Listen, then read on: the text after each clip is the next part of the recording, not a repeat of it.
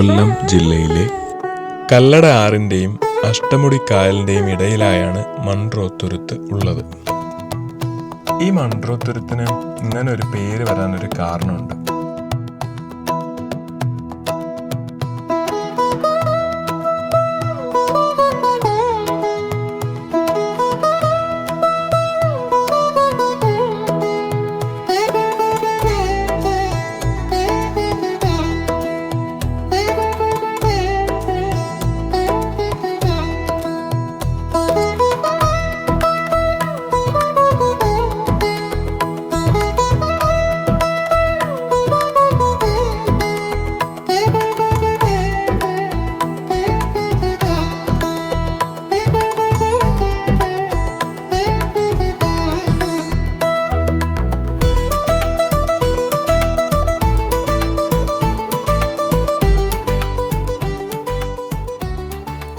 ആയിരത്തി 1810 വേലുത്തമ്പി ദളവയ്ക്കും ഉമ്മണിത്തമ്പി ദളവയ്ക്കും ശേഷം തിരുവിതാംകൂറിൻ്റെ 15ാമത്തെ ദിവാനായി colonel John മൺട്രോയെ റാണി ഗൗരി ഭായിയാണ് നിയമിക്കുന്നത്. അദ്ദേഹം ഒരു ബ്രിട്ടീഷുകാരനായിരുന്നു, ഒപ്പം അതീവ ബുദ്ധിമാനുമായിരുന്നു. അദ്ദേഹം ഇവിടെ നിത്യവും താഴ്ന്നുകൊണ്ടിരിക്കുന്നതും വെള്ളപ്പൊക്ക ഭീഷണി ഉണ്ടായിരുന്നതുമായി തുരുത്തുകളിലെ ജലാശയങ്ങളെ പരസ്പരം ബന്ധിപ്പിച്ചുകൊണ്ടൊരു കനാൽ പണിയുവാൻ പദ്ധതി ആവിഷ്കരിക്കുകയും അത് അദ്ദേഹം നടപ്പിൽ വരുത്തുകയും ചെയ്തു. അങ്ങനെ അതോടുകൂടി തുരുത്തിലെ വെള്ളപ്പൊക്ക ഭീഷണി കുറയുകയും അന്നത്തെ കാലത്ത് ജലാശയങ്ങളിലൂടെയുള്ള ചരക്ക് ഗതാഗത ഭരണ വാണിജ്യ പ്രവർത്തനങ്ങളും സുഗമമായി മാറുകയും ചെയ്തു. അതുമാത്രമല്ല, ഈ കേണൽ ജോൺ മൺട്രോ അടിമത്തം നിർത്തലാക്കാനും നല്ല പലവിധ ഭരണ പരിഷ്കാരങ്ങൾ കേരളത്തിൽ നടപ്പിൽ വരുത്തുകയും ചെയ്തിട്ടുണ്ട്. അപ്പോൾ അദ്ദേഹത്തിനോടുള്ളൊരു ആദര സൂചകമായിട്ടാണ് ഈ മൺട്രോ തുരുത്തിന് അദ്ദേഹത്തിൻ്റെ പേര് കൊടുത്തിരിക്കുന്നത്. ഇത്തരം ബോട്ടുകൾ ഉപയോഗിക്കുന്ന സഞ്ചാരികളെല്ലാം തന്നെ സേഫ്റ്റി പ്രിക്കോഷണറി മെഷറായിട്ട് ഈ ലൈഫ് ജാക്കറ്റ്സ് ഒക്കെ ഉപയോഗിക്കണമെന്ന് നിയമപരമായി നിഷ്കർഷിച്ചിട്ടുള്ളത് കൊണ്ട് തന്നെ അദ്ദേഹം അതെനിക്ക് വെച്ച് നീട്ടി. എനിക്ക് നീന്തൽ നന്നായി അറിയാവുന്ന ആളായിരുന്നു, എന്നാലും ഞാനത് വാങ്ങി ധരിക്കുകയും ചെയ്തു. ഒരു കാലത്ത് മണൽ വാരലും മത്സ്യബന്ധനവും മറ്റ് കൃഷിപ്പണികളുമായി മാത്രം നിലനിന്നു പോയിരുന്ന ഈ മൺട്രോ തുരുത്തിലെ ആൾക്കാർ ഇന്ന് നാനാ തുറകളിൽ നിന്നും വിദേശത്തു നിന്നും സ്വദേശത്തു നിന്നുമുള്ള സഞ്ചാരികളുടെ വരവോടുകൂടി അതിൻ്റെ ഒരു പുതിയ സാധ്യതകൾ തിരിച്ചറിഞ്ഞ് കെട്ടുവള്ളങ്ങളും പെഡൽ സ്പീഡ് ബോട്ടുകളും കുട്ടവഞ്ചികളും ഹൗസ് ബോട്ടുകളും ഹോട്ടലുകളും ഹോം സ്റ്റേകളും അങ്ങനെ അവരവരുടെ സാമ്പത്തിക സ്ഥിതികൾക്കനുസരിച്ചുള്ള സംരംഭങ്ങൾ തുടങ്ങുകയും ചെയ്തു. നിങ്ങൾ എന്നെങ്കിലും മൺട്രോ തുരുത്തിൽ വരുവാണെങ്കിൽ നിങ്ങൾക്ക് കാണാൻ കഴിയും, ഈ തുരുത്തിൻ്റെ ഏത് വഴികളിലൂടെ വന്നാലും മുറ്റത്ത് നിന്ന് റോഡിലേക്ക് ഇറക്കിയിട്ട ഒരു കസേരയിൽ മിക്ക വീടിൻ്റെയും വാതിക്കലിൽ ഉച്ചയൂണൊക്കെ കഴിഞ്ഞ് ആരെങ്കിലും ഇങ്ങനെ ഇരിക്കുന്നുണ്ടാവും. അവരുടെ കയ്യിലൊരു ബോർഡുണ്ടാവും. ഒരു സൈഡിൽ ഇംഗ്ലീഷിലും ഒരു സൈഡിൽ മലയാളത്തിലും ബോട്ടിംഗ് എന്ന് എഴുതി പിടിച്ചിട്ട് അതിങ്ങനെ തിരിച്ച് ഫ്ലിപ്പ് ചെയ്ത് കാണിക്കുന്നുണ്ടാവും. അപ്പോൾ ഈ തുരുത്തിലൂടെ വരുന്ന എല്ലാ ടൂറിസ്റ്റുകളും ആ ബോർഡ് കണ്ടിട്ട് അവരെ സമീപിക്കുക, അല്ലെങ്കിൽ കാറുകളൊക്കെ നിർത്തി അവരിൽ എന്ത് ബോട്ടാണുള്ളത്, അതിൻ്റെ മണിക്കൂറിൻ്റെ വാടക എത്രയാണ്, എന്തൊക്കെ കാഴ്ചകൾ അതിൽ പോയാൽ കാണാൻ പറ്റും എന്നുള്ള വിവരങ്ങളൊക്കെ അങ്ങോട്ടും ഇങ്ങോട്ടും എക്സ്പ്ലെയിൻ ചെയ്ത് കൊടുത്ത് അതിൻ്റെ ബാർഗെയിൻ ഒക്കെ ചെയ്തിട്ടാണ് പോവുക. ഈ വള്ളം ഊന്നിപ്പോകുന്ന ഈ മനുഷ്യൻ്റെ പേരാണ് സദാനന്ദൻ. ഈ സദാനന്ദൻ ചേട്ടൻ നല്ല പ്രായമുള്ള ആളാണ്, എങ്കിലും ആ കൈത്തണ്ടയ്ക്കും ശരീരത്തിനും നല്ല കെൽപ്പും ആരോഗ്യമുള്ള ഒരു മനുഷ്യനാണ്. നല്ല സഹൃദയനും സന്മനസ്സും ഉള്ള ആളാണ്. അതായത് ഒരു കാലത്ത് തുരുത്തിൻ്റെ ആഴവും പരപ്പും ആത്മാവും ഒക്കെ തൊട്ടറിഞ്ഞ ഒരു മനുഷ്യൻ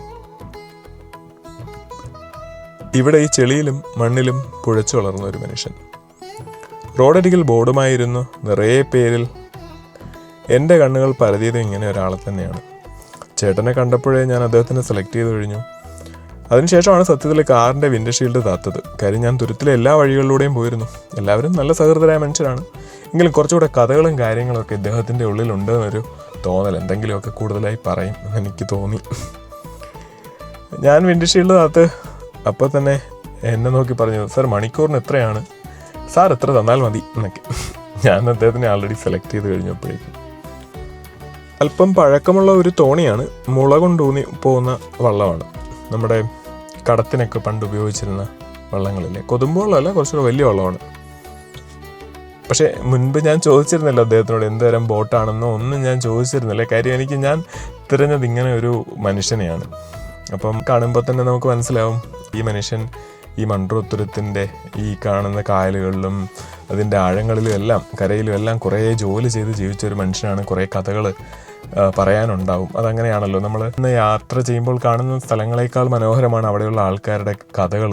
അപ്പോൾ അതുകൂടി കേൾക്കാമെന്ന് കരുതിയിട്ടാണ് ഞാൻ അദ്ദേഹത്തിനെ സെലക്ട് ചെയ്തത്.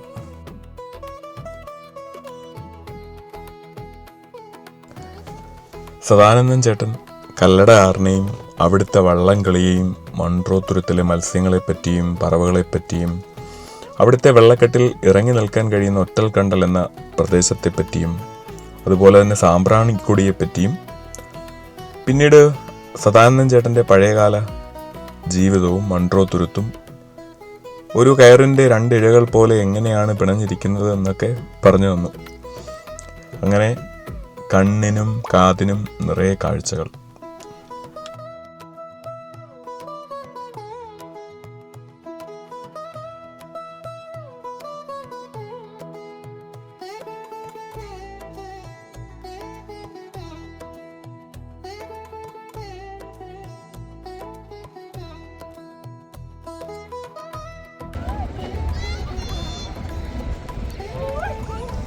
ഈ വലയിടുന്ന ആൾക്കാരൊക്കെ അപ്പോൾ അവർക്ക് ഇവിടെ നിന്നും വലയിടുന്ന ഏരിയ വേറെ ഉണ്ടാവും അല്ലേ? ഫിഷർമെൻസിന് ഉണ്ട്. അപ്പോൾ ഇങ്ങനെ ബോട്ട് പോകുന്നിടത്തൊന്നും ഇടത്തില്ലായിരിക്കും. ഈ ബോട്ട് പോകുന്നിടത്തൊന്നും ഇടത്തില്ലായിരിക്കും. ആടിയിൽ വല കിടന്നു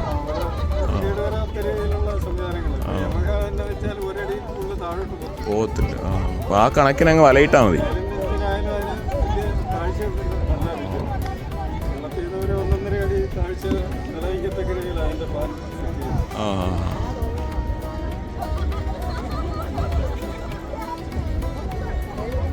ശരിക്കും മീനൊക്കെ കിട്ടുന്നുണ്ടാവുമല്ലേ നല്ലപോലെ ഇവിടെ? ഉണ്ട്. അതെ അതെ, നമ്മുടെ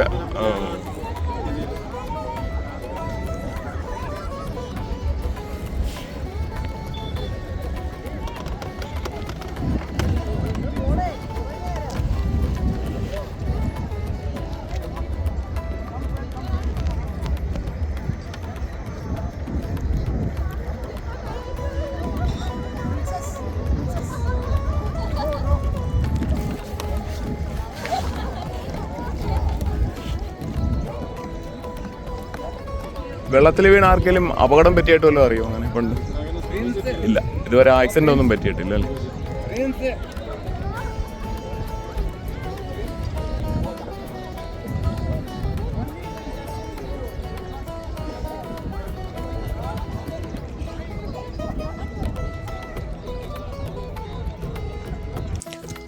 ആവിക്കണ്ണ, ഉപ്പട്ടി, ഭ്രാന്തൻ, ആനക്കണ്ടൽ, കുറ്റിക്കണ്ടൽ, വള്ളിക്കണ്ടൽ, കരക്കണ്ടൽ, പേനാക്കണ്ടൽ, പൂച്ചക്കണ്ടൽ, അങ്ങനെ തുടങ്ങിയ കുറേ അധികം കണ്ടൽ ചെടികൾ ഈ തുരുത്തുകളിൽ അങ്ങും ഇങ്ങുമായി കാണാനുണ്ട്. ഈ കണ്ടൽ ചെടികൾക്കെല്ലാം തന്നെ ഈ പ്രദേശത്തിൻ്റെ പരിസ്ഥിതിയും ആവാസ വ്യവസ്ഥയും സംരക്ഷിക്കുന്നതിലൊരു വലിയ പങ്കുണ്ട്. 300 മുതൽ 500 വർഷം വരെ ആയുസ്സുള്ളതും ഇത്രമേൽ കരുത്തുള്ളതുമായ കണ്ടൽ വനങ്ങൾക്കിടയിലൂടെ ഇങ്ങനെ പോകുമ്പോൾ മനുഷ്യൻ എത്ര നിസ്സാരനാണ്, എത്ര ആയുസ് കുറഞ്ഞ ജീവിയാണ് എന്നുള്ളതും ഞാനിങ്ങനെ ആലോചിച്ചു പോയി. വെള്ളം വളരെ സ്മൂത്തായിട്ടാണ് ദയാനന്ദൻ ചേട്ടൻ ഇങ്ങനെ തുഴഞ്ഞു പോകുന്നതെങ്കിലും എൻ്റെ കണ്ണുകൾ കണ്ടൽ വനങ്ങൾക്കുള്ളിലെല്ലാം ഉടക്കുന്നുണ്ടായിരുന്നു. അതിൻ്റെ ഉള്ളിലൊക്കെ പരതുന്നുണ്ടായിരുന്നു. നിറയെ കിളികൾ കൂട് വെച്ചിട്ടുണ്ടാവാം. ഇതിനിടയിൽ എവിടെയൊക്കെയോ പരന്തുകളെ ഭയപ്പെട്ട് നിറം മാറിയിരിക്കുന്ന മരയോന്തകളുണ്ട് എന്നും എന്തെങ്കിലുമൊക്കെ ജീവികളെ കാണാൻ പറ്റിയേക്കും അങ്ങനെയൊക്കെ കരുതിയിട്ട് എൻ്റെ കണ്ണിങ്ങനെ തിരയുന്നുണ്ടായിരുന്നു. ഒരുപക്ഷെ ഇതുവഴി പോകുന്ന ബോട്ടുകളുടെയൊക്കെ ശബ്ദവും ബഹളമൊക്കെ കൊണ്ട് അവ പകൽ സമയങ്ങളിൽ മറഞ്ഞിരിക്കുന്നതാവാം. ഒന്നും ഞാൻ കാണാൻ പറ്റിയിരുന്നില്ല, അല്ലെങ്കിൽ അതിൻ്റെ സീസൺ ആയിരിക്കില്ലായിരിക്കാം, ഇപ്പോൾ എനിക്കറിയില്ല.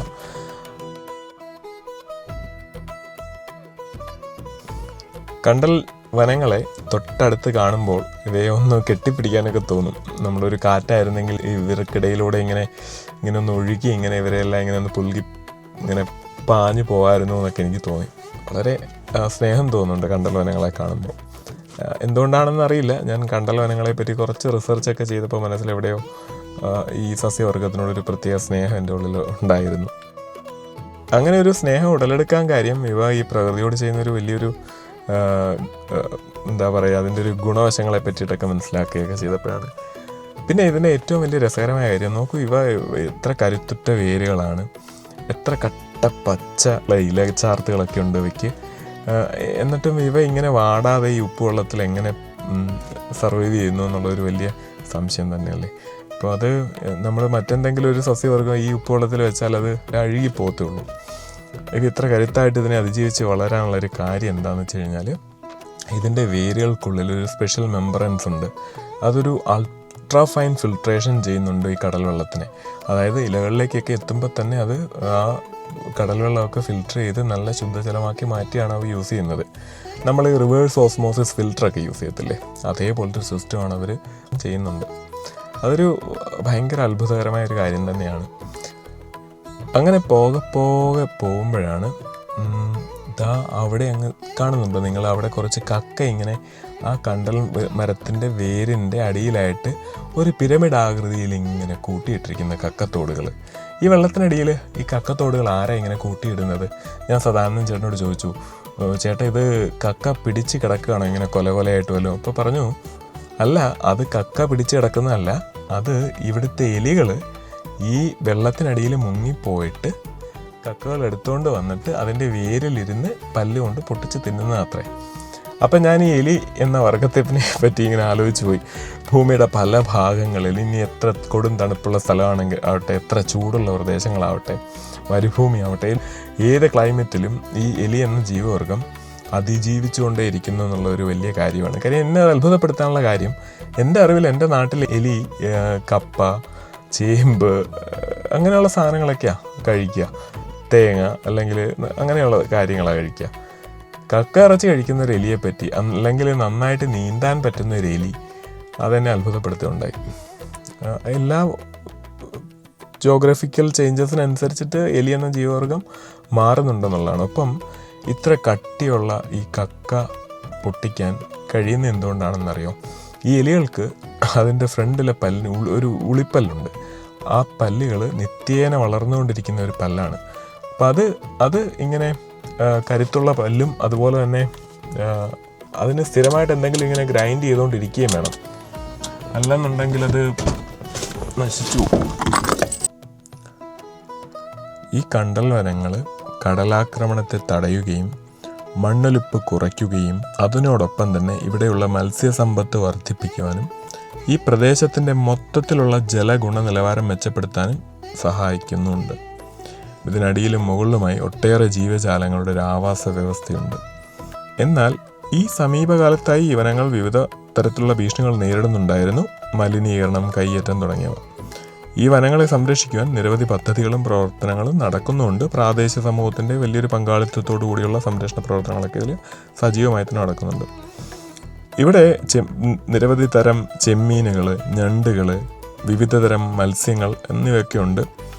ഒരുപാട് ദേശാടന പക്ഷികൾ ഇതിനിടയിൽ വന്നു പോകുന്നുണ്ട്.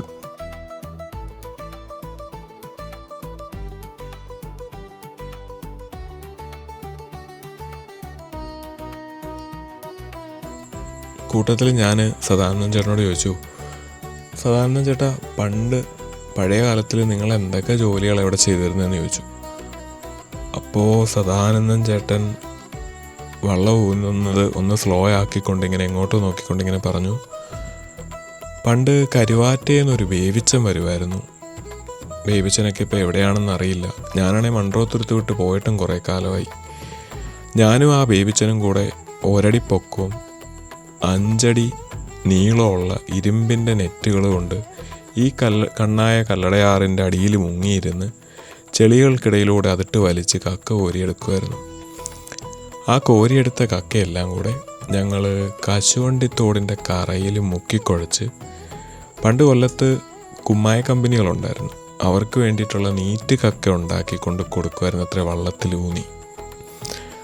അത് കേട്ടപ്പോൾ ഞാനിങ്ങനെ ആലോചിച്ചു, കുറച്ച് മുമ്പ് സദാനന്ദൻ ചേട്ടൻ പറഞ്ഞ വെള്ളത്തിൽ മുങ്ങാൻ കുഴിയിട്ട് കക്ക വാരുന്ന എലികളെ പോലെ ഏതോ ഒരു ബേബിച്ചനും സദാനന്ദൻ ചേട്ടനും എല്ലാം കൂടെ ചേർന്ന് കുറേയേറെ കക്ക ഇതിനടിയിൽ നിന്ന് ഇങ്ങനെ വാരുന്നതൊക്കെ ഇങ്ങനെ ഓർത്തുപോയി. ഈ കാണുന്ന അസ്തമയ സൂര്യൻ അരുണാഭമാക്കിയ കല്ലടയാറിൻ്റെ കൈവഴികളിലൂടെ തോണിയുടെ അമരത്തിരുന്നിങ്ങനെ മുന്നോട്ട് ഞാൻ നീങ്ങുമ്പോൾ ഈ തോണിയും ഞാനും ഈ ആകാശത്തിലൂടെ ഒഴുകുന്ന പോലെ തോന്നിപ്പിക്കുന്ന ഒരു മിഥ്യാബോധം അതെന്നെ വല്ലാണ്ട് ഭ്രമിപ്പിക്കുന്നുണ്ടായിരുന്നു.